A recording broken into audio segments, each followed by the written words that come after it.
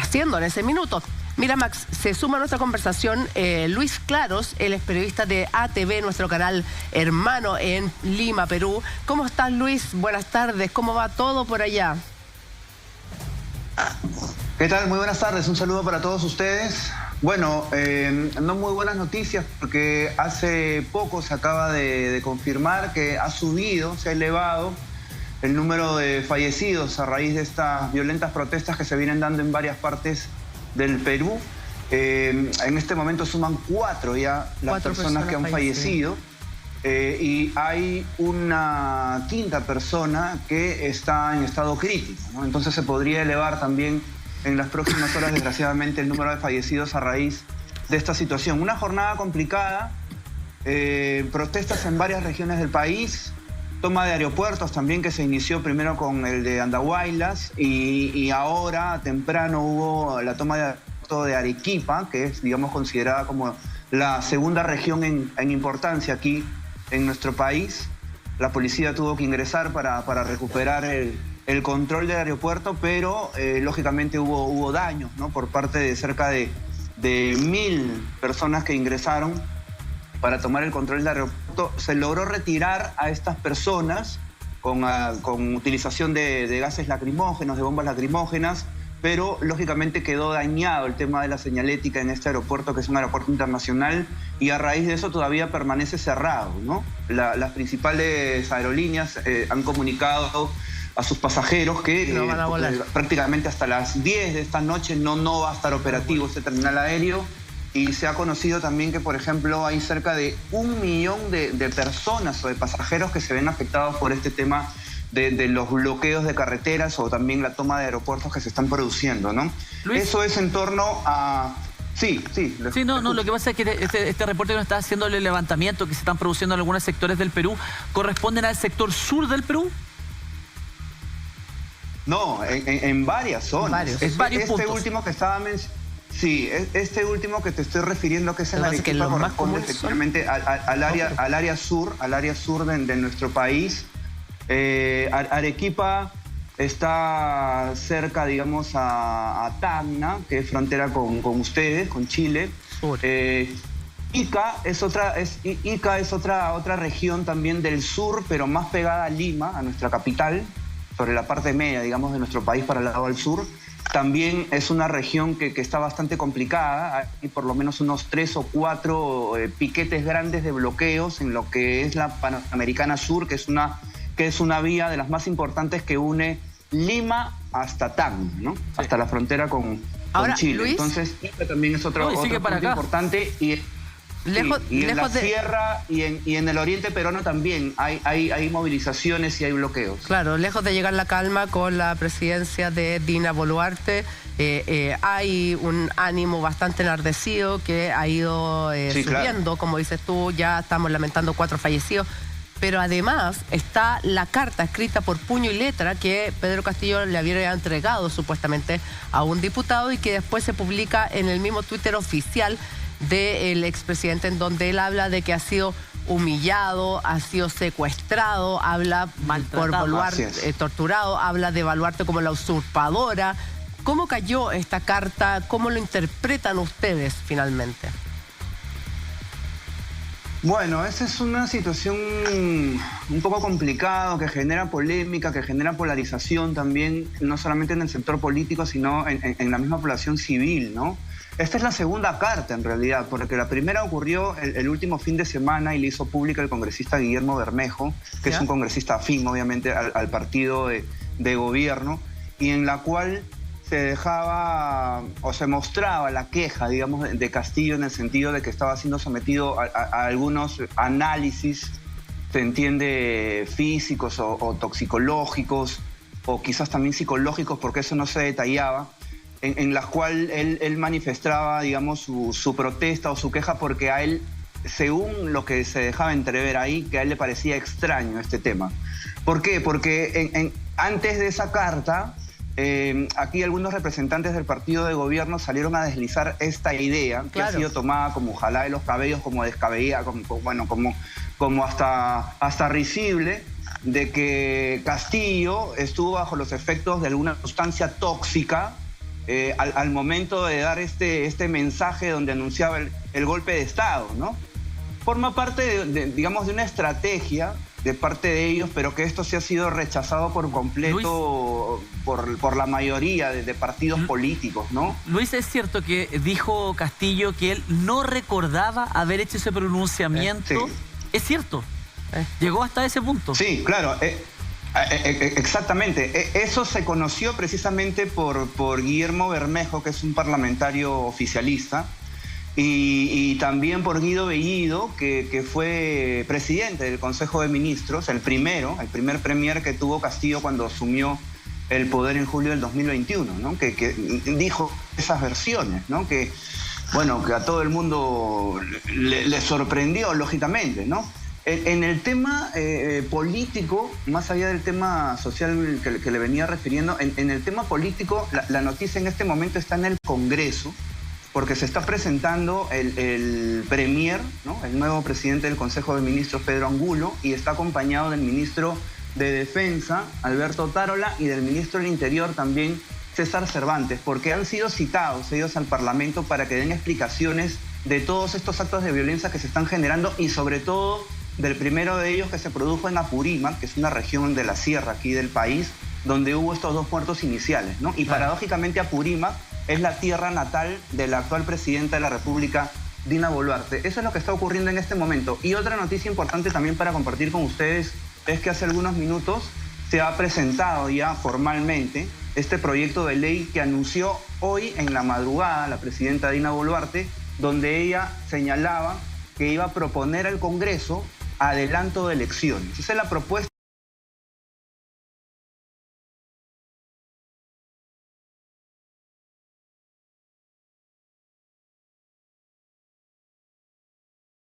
de adelantar las elecciones para abril del 2024. Y el documento en sí ya ha sido entregado en estos momentos, hace algunos minutos nada más, al Congreso de la República. ¿Y por qué 2024?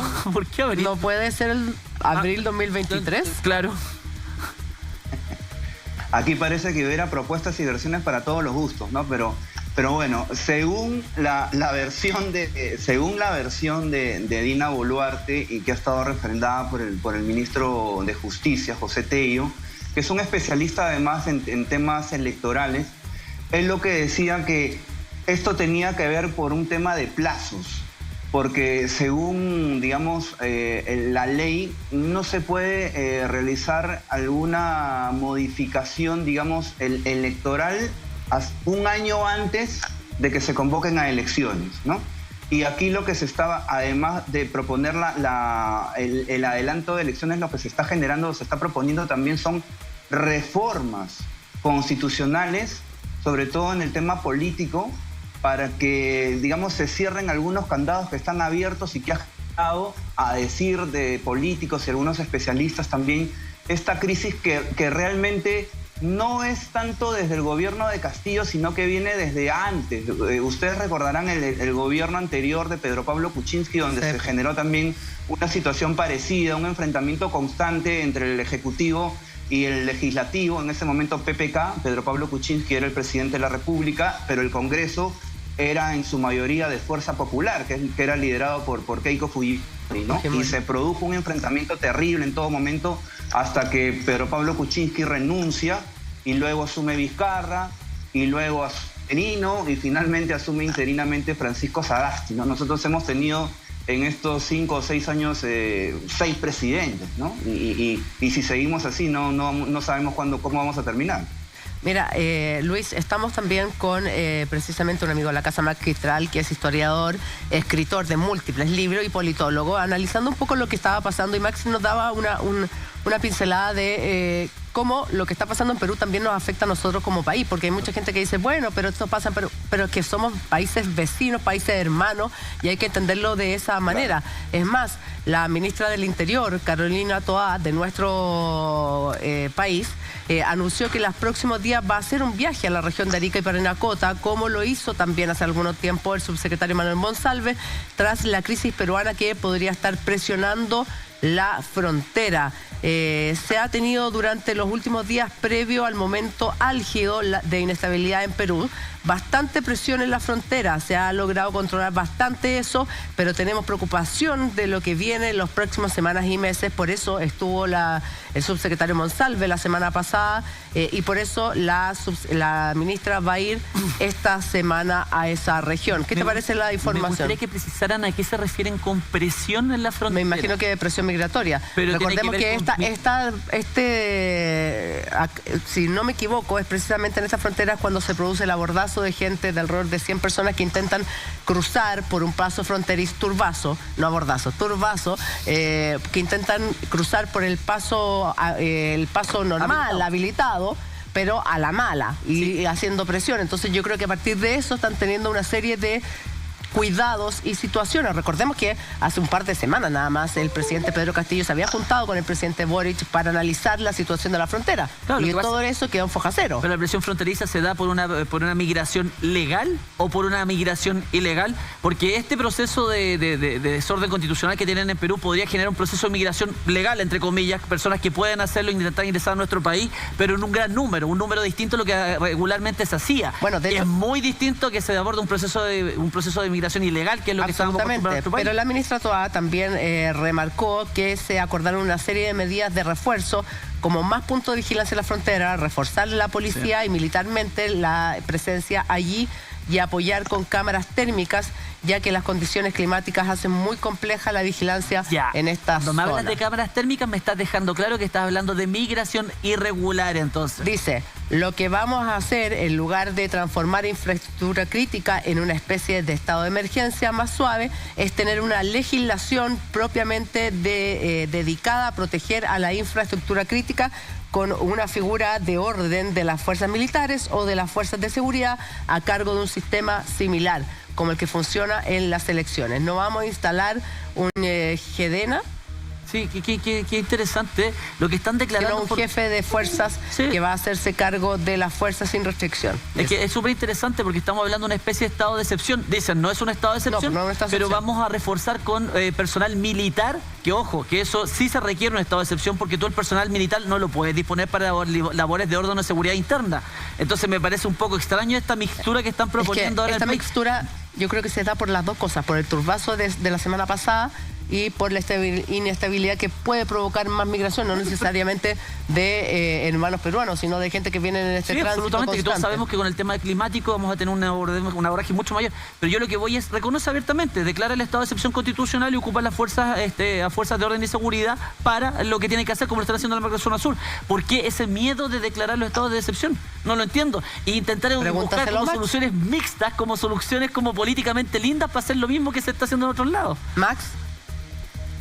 Sí, y qué bueno que tocan el tema migratorio, a saludar a Luis también en la distancia, porque yo recordaba que durante el verano justamente analizamos la situación migratoria en el norte con el alcalde de Iquique, claro, y en esa oportunidad dijimos, ¿se acuerdan que estuvimos con el alcalde Soria? Dijimos en esa oportunidad que el gobierno no podía llegar con una agenda migratoria distinta, no podía llegar a improvisar, y que era súper importante, mi idea era que era súper importante que el presidente dialogara no solo con Venezuela, Bolivia, sino que también con el Perú, para generar una mesa de trabajo que apuntara a la situación migratoria. Bueno, hay una crisis muy importante, muy significativa en el Perú y que va a complicar el escenario migratorio, y Chile tiene que estar preparado para lo que está ocurriendo, porque naturalmente que a partir del proceso de inestabilidad que vive el Perú, es posible que hayan personas que nuevamente puedan mirar a Chile como un paso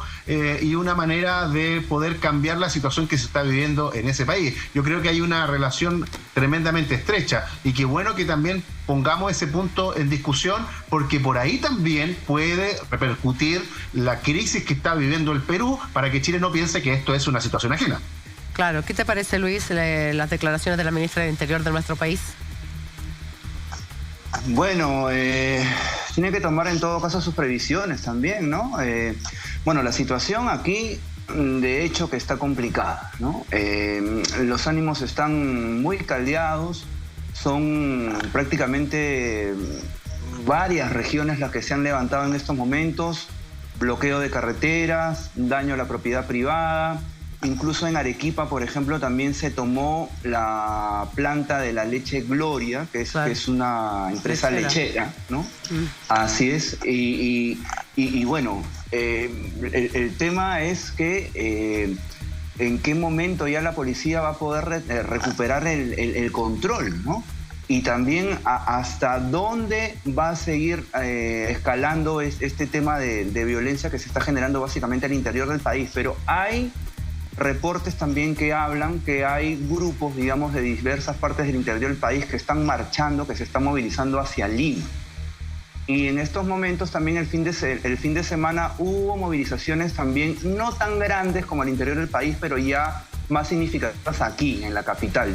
Y en los exteriores de la DIROES, esta dependencia policial donde está en estos momentos Pedro Castillo con detención preliminar, también hay grupos que ya van sumándose cada vez más y se vuelven también cada vez más violentos, ¿no? Incluso también contra los propios medios de comunicación.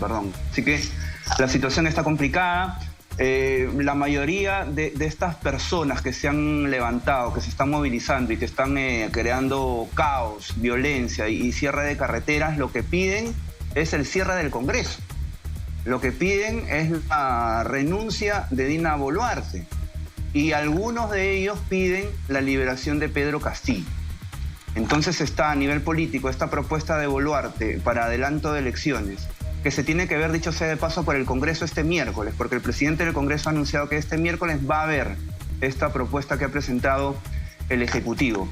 Y vamos a ver si con eso la población se calma o por el contrario continúa el tema y se podría generar una situación parecida como la que vivimos hace algunos años con Merino, con el presidente Manuel Merino, que tuvo un muy corto tiempo como presidente, creo que fueron unos días nada más, y luego eso derivó en la asunción de Francisco Sagasti como presidente interino hasta que se convocaran nuevas elecciones, que precisamente nos trajo ahora a Pedro Castillo, ¿no? Y un dato adicional también que quería compartir con ustedes en torno al tema político es que la fiscal de la Nación esta mañana también ya ha presentado formalmente la denuncia constitucional contra Pedro Castillo, contra Betsy Chávez, la que era presidenta del Consejo de Ministros en ese momento, también contra Willy Huerta, el que era el ministro del Interior, y ha incluido una persona más que hasta el momento no era mencionada, el ex ministro de Comercio Exterior,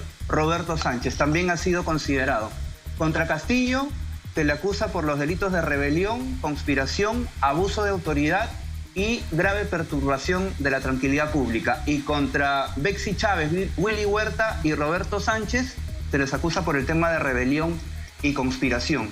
Y hay un detalle también importante, es que ayer en una jornada también maratónica en el Parlamento, que se inició ayer en la tarde pero terminó en la madrugada de hoy, se levantó el tema de la inmunidad que gozaba Pedro Castillo, ¿no? Efectivamente, la prerrogativa presidencial ya no la tiene más y ahora con eso la fiscal de la Nación no solamente puede continuar con la investigación, sino incluso podría solicitar prisión preventiva contra Pedro Castillo. Y ahí sí sería la situación más complicada porque ahí se abre la posibilidad que le puedan dar hasta 36 meses de prisión preventiva y vamos a ver también cómo reacciona el oficialismo y la calle también ante esa posibilidad, ¿no?